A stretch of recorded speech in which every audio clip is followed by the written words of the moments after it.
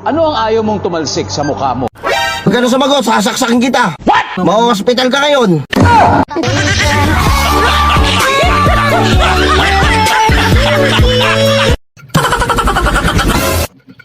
Hoy Marites, Bakit? lagi ka na lang nakabantay sa buhay ko. Ano ngayon sa'yo? Baka gusto mong bantayan na rin yung anak ko. What? Gagala lang ako. Ina ka!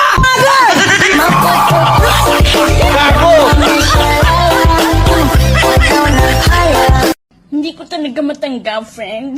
Sinabi niya sa akin, Are you lady boy? Ang sakit sa akin, di ba? Pinagsabihin niya ako, are you lady boy? Hindi naman ako bakla, di ba? Oh my God!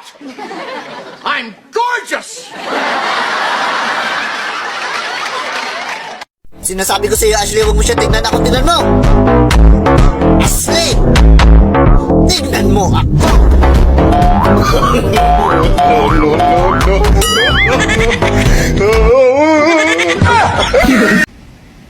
Hoy! Nagpunta ako dito para sabihin sa'yo napakalandi mo. Alam ko. Alam mo? Oo. May sasabihin ka pa? Wala na. Alis na. Sabi ko nga, Gusto ko lang malaman kung kamusta ka na. ikaw ba? Not okay. Lagi kitang iniisip. Pero kakayanin. Ikaw ba? Iiwan-iwan mo ako tapos iisipin mo ako? Sira ulo ka pala eh.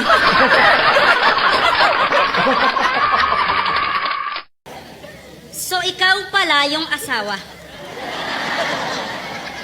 Hindi na ako magtataka kung bakit may kabit. Ganto ba naman itsura, hindi pagpapalit? Ito ay laban sa pagitan ng asawa at kirida. Isang malinis at matino at panirang kontrabida. Basta kabit masama agad. Tapos ikaw na yung perpekto. Tandaan mong hindi maghahanap ng iba kung tinuruan mong makontento.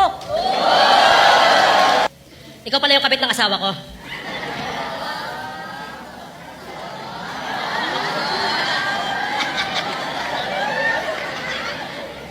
Ang pangit mo.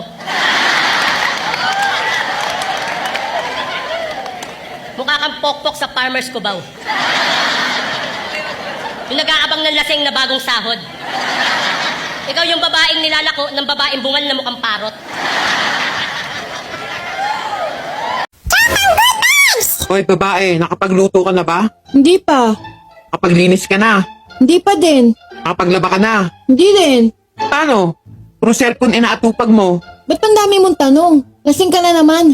Doon sa kabila yung bahay nyo, hindi dito.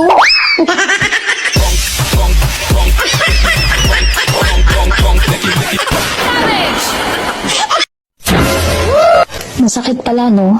Kapag masyado mong dinidibdib yung problema mo. Tumigil ka. Wala ka naman dibdib.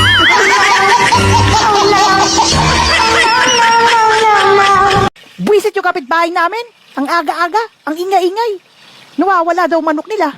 Eh, hindi naman masarap. Ang kunat pa. Pare, tulungan mo naman ako sa problema ko.